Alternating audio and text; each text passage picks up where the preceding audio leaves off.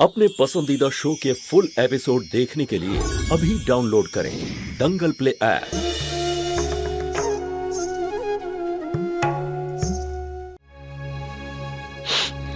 Please মা, ওদেরকে তুমি ক্ষমা করে দাও। ওদের দুজনের তোমার আশীর্বাদের প্রয়োজন মা। আশীর্বাদ? ও আমার অভিশাপ পাওয়ারও যোগ্য নয়।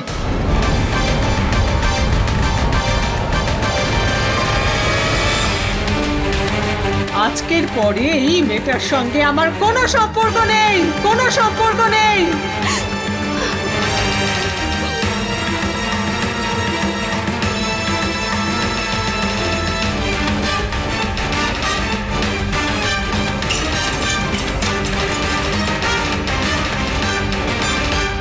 আমি গর্ব করে সবাইকে বলতাম আমার মেয়েরা এক একটা রত্ন। সুধা, আজ তুই এই বাবার গর্বটা ভেঙে দিয়েছিস। আমার মাথাটা হেঁট করে দিয়েছিস। আরে মেয়ে, তুই জন্মের সময় কেন মরে গেলি না? আজ থেকেও আমাদের জন্য মৃত।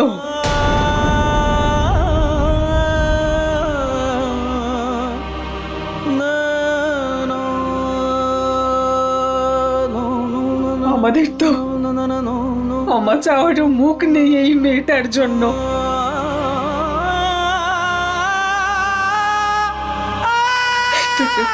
চলো চলো এখান থেকে।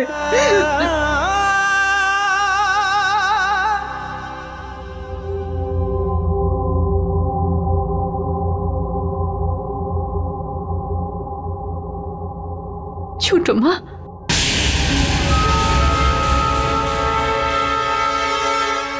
ব্যাস জ্যোতি, যা কিছু দেখার ছিল দেখলাম আমি।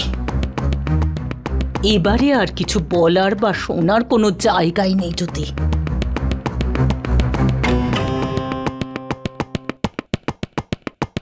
দারুণ প্ল্যান করেছিলে, তুমি জিতে গেলে জ্যোতি। তুমি যা করতে চেয়েছিলে সেটা তুমি করে দেখালে। কি দারুণ প্ল্যান করেছিলে, আমাদের সবার চোখে ধুলো দিয়ে প্ল্যানটা সফল করে নিলে।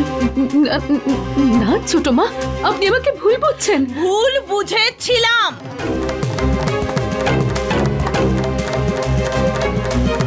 আর নয় জ্যোতি, যখন পঙ্কজ তোমাকে বিয়ে করার সিদ্ধান্ত নিয়েছিল তখনই আমার মনে হয়েছিল যে তুমি এই বাড়ির যোগ্য নও।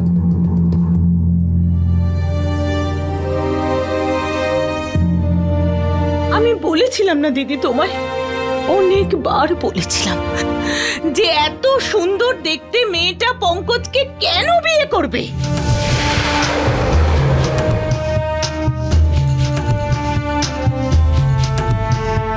এখন তোমার আসল রূপটা আমাদের সামনে চলে এলো। এখন আমি বুঝতে পারছি যে তুমি পঙ্কজকে কেন বিয়ে করলে। এটাই যথেষ্ট ছিল না? প্রথমে পঙ্কজ, আর তারপর তুমি তোমার বোনকে আমার ছেলের সাথে বিয়ে দিয়ে দিলে।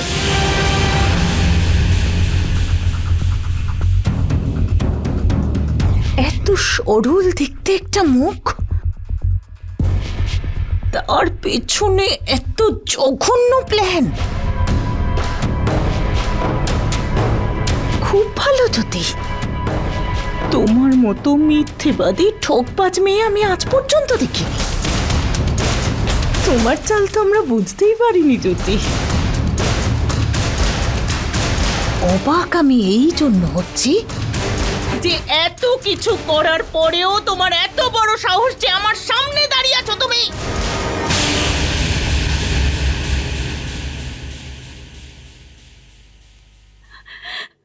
মা, মা আমি জানি যে তুমি ভীষণ কষ্ট পেয়েছো, কিন্তু এইসব কিছুর জন্য তুমি জ্যোতি বৌদিকে কেন দোষ দিচ্ছ?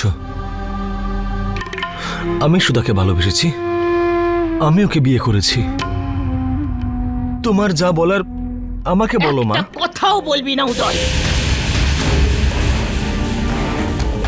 খুব ভালো লাগছে তো তোর নিজের মাকে সবার সামনে অপমানিত হতে দেখে? এই দিনটা দেখার জন্য আমি তোকে বড় করেছি। মা আমি বললাম না আর একটাও কথা বলবি না। আর আজকের পরে তোর মুখটাও আমি দেখতে চাই না উদয়। তুই আমার ছেলে নোস, আর তুই আমাকে মা বলে ডাকবি না। আজ থেকে, এই মুহূর্ত থেকে তোর আমার সম্পর্ক শেষ।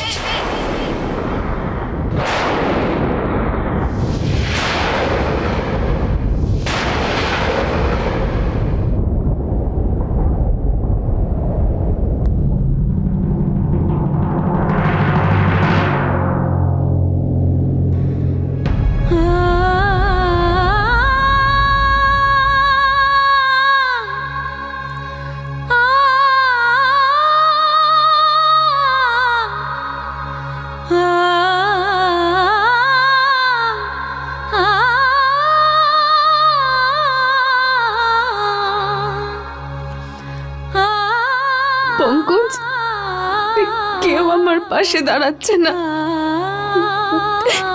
কিন্তু তুমি তো সব জানো। বলো, তুমি আমাকে বুঝতে না পারছো জ্যোতি, তো? আজ আমি কিছুই বুঝতে পারছি না। কেন তুমি এসব কেন করলে? তুমি যখন জানতেই যে আমাদের পরিবার ওদের সম্পর্কটাকে মেনে নিতে পারছে না, তো ওদের সঙ্গ তুমি কেন দিলে? আজকে বাইরের লোকজন আমার মাকে আর আমার বাবাকে, আমাকে আর আমার সম্পূর্ণ পরিবারকে কত অপমান করে গেল। এর জন্য দায়ী শুধু তুমি জ্যোতি। যখন দেখলে যে উদয় এরকম একটা সিদ্ধান্ত নিয়েছে, তখন তুমি কি করছিলে? তুমি তো বুদ্ধিমতী, তাই না? তাও তুমি ওদের সঙ্গ দিলে। আমি তোমার কাছে এটা আশা করিনি জ্যোতি।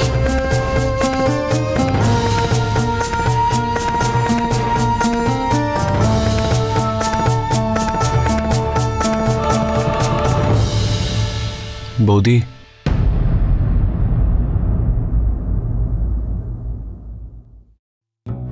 Thank you. তুমি চেষ্টা করলে আমাদের এই বাড়িতে জায়গা দেওয়ানোর, কিন্তু কিন্তু এখন থেকে শুধু আমার স্ত্রী, আর এই সত্যিটা কেউ পাল্টাতে পারবে না। আমি অগ্নি সাক্ষী রেখে শপথ নিয়েছি যে আমি সব সময় ওর পাশে থাকবো, তার জন্য আমাকে যাই ছাড়তে হোক না কেন। বৌদি, এবার এই বাড়িতে আর এখানকার মানুষদের মনে আমাদের আর কোনো জায়গা নেই, কিন্তু আমি তোমাকে কথা দিচ্ছি, আমি যেখানেই থাকবো তোমার বোনকে সর্বদা সুখে রাখবো।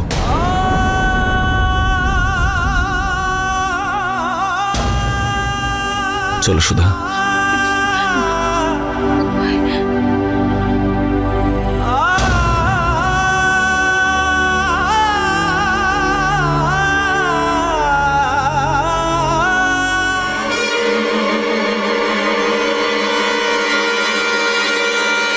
দাঁড়াও উদয়,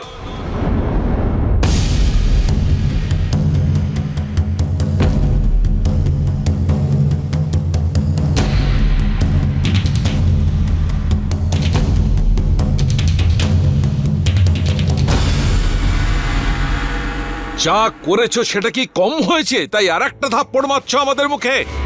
জেঠুমনি, আমি খুব বড় হয়ে গেছো তুমি, নিজেই সিদ্ধান্ত নিতে শিখেছো। এবার বাড়ি থেকেও চলে যাও, যাতে লোকেরা বলতে পারে যে বশিষ্ঠ পরিবার নিজের ছেলে আর বৌমাকে বাড়ি থেকে বার করে দিয়েছে।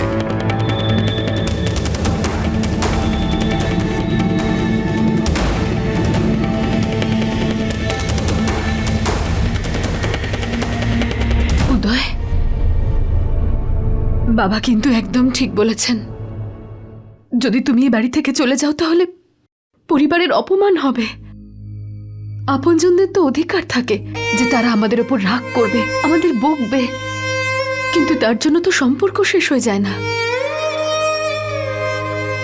তুমি বলো, তুমি থাকতে পারবে তো ছোট মাকে ছেড়ে? তোমার বড় জেঠু, বড় মা, তোমার দাদাকে ভুলে যাবে তো? পারবে দূরে থাকতে সবার থেকে? পারবে না তো? তুমি নিশ্চয়ই পুরনো সম্পর্কগুলো ভোলার জন্য সুধাকে বিয়ে করনি। আর যদি তাই হয় তাহলে তোমার ভালোবাসা স্বার্থপর। প্লিজ উদয়, তোমাকে এখানেই থাকতে হবে।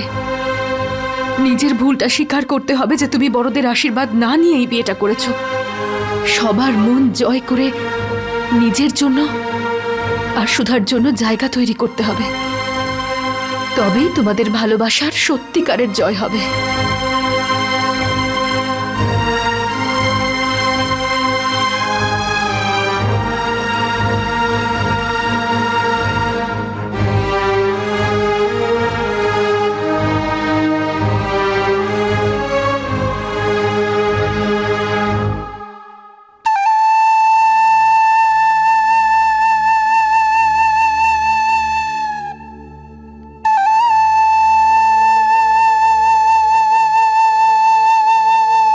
যদি তুমি এদের মনে ভালোবাসার বীজ বপন করেছ, এদের বিবাহের বন্ধনে আবদ্ধ করেছ, তাহলে তোমাকে এদের রক্ষা করতে হবে। ভালোবাসা সম্পর্কগুলোকে বেঁধে রাখে। এদের ভালোবাসার জন্য যেন কেউ কষ্ট না পায়, শুধু এইটুকুই প্রার্থনা আমার। এই পরিবারের লোকেরা যেন এদের দুজনকে মেনে নিতে পারে। প্রত্যেকটা মেয়ে অনেক স্বপ্ন সাজিয়ে নিজের শ্বশুর বাড়িতে আসে। আজ সুধার জীবনের সব থেকে ভালো একটা দিন, কিন্তু তুমি তো সবই জানো, এরা তো সবে মাত্র নিজেদের জীবন শুরু করেছে। এদের জীবনের সমস্ত দুঃখ তুমি আমায় দিও প্রভু। এদের সম্পর্কে সুখ শান্তি বজায় রেখো।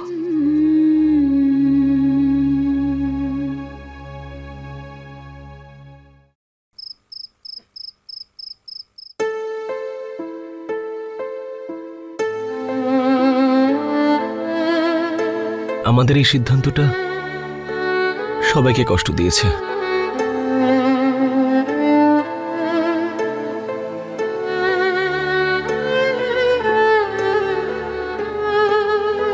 বৌদি, তুমিও আমাদের জন্য অনেক কিছু সহ্য করেছো, তাও পাশে থেকেছো, আমাদের আশীর্বাদ দিয়েছো। থ্যাংক ইউ বৌদি। আমি তো কিচ্ছু করিনি উদয়, হয়তো এটা ঈশ্বরের ইচ্ছে ছিল। আর উনি যা করেন মঙ্গলের জন্যই করেন। আমার শুধু আফসোস হচ্ছে একটাই বিষয় নিয়ে, যে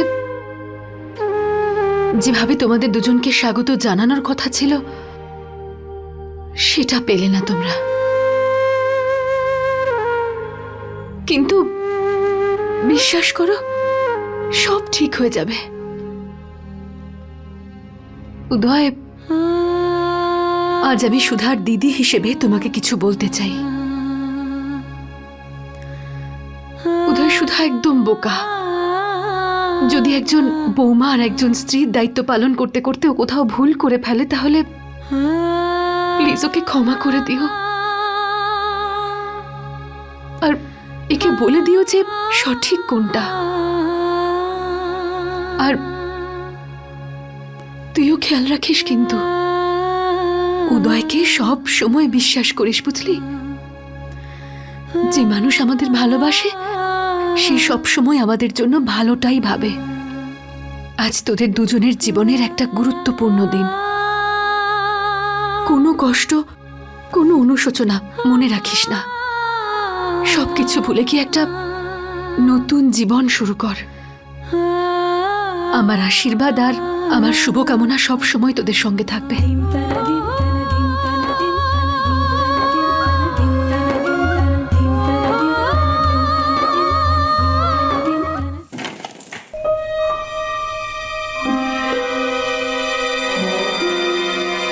পঙ্কজ, তুমি সব কি করছো? আমি বুঝে গেছি আমাদের চিন্তা ভাবনা আলাদা, আর যখন আমাদের মতের অমিল হচ্ছে তখন তাদের একসঙ্গে থাকা উচিত নয়। আমি তোমাকে যেতে বলতে পারি না, তাই আমি নিজে চলে যাচ্ছি। আজ থেকে আমি গেস্ট রুমেই থাকবো।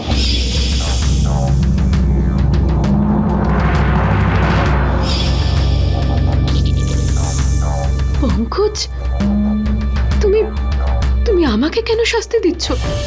আমি তো কিচ্ছু করিনি। তুমি জানো না, যখন ছোট মা এই সম্পর্কটা অস্বীকার করেছিল তখন আমি নিজে গেছিলাম সুধার থেকে সেই আংটিটা ফেরত আনতে, যেটা উদয় ওকে দিয়েছিল। মনে আছে আমার, খুব ভালো করেই মনে আছে। সেই জন্য যখনই আমি ভাবছি আমার মনে বিভিন্ন প্রশ্ন আসছে। ওদের বিয়ে নিয়ে তোমার যদি এতই আপত্তি ছিল তাহলে ওদের বিয়ে তুমি কেন দিতে গেলে? কেন জ্যোতি? তুমি আমাকে সন্দেহ করছো? তুমি আর বিশ্বাস করো না আমাকে? ভুল আমারই ছিল জ্যোতি। আমি সবসময় এই কথাটা বলতাম যে আমার নিজের থেকে জ্যোতির উপরে বেশি বিশ্বাস রয়েছে, কিন্তু সেই বিশ্বাস আজ আমি নিজের মনকে কিছুতেই বিশ্বাস করাতে পারছি না। তুমি বলো জ্যোতি, আমি কি করে বিশ্বাস করব? দেখো, তুমি ছাড়া আর কেউ জানতো না যে ওরা বিয়ে করতে চলেছে। ওরা বিয়ে করার পরে তুমি ওদের সঙ্গে কেন এলে? কেন? পঙ্কজ, যখন আমি ওখানে পৌঁছেছিলাম তখন ওদের দুজনের বিয়ে হয়ে গেছিল। আমাকে উদয় শুধু এইটুকু বলেছিল যে তুমি মন্দিরে চলে এসো। আমি জানতাম না ওরা বিয়ে করতে চলেছে। ও শুধু তোমাকেই কেন ফোন করলো? আমি বলি, কারণ ও ভালো করেই জানতো যে তুমি ওর সঙ্গ অবশ্যই দেবে।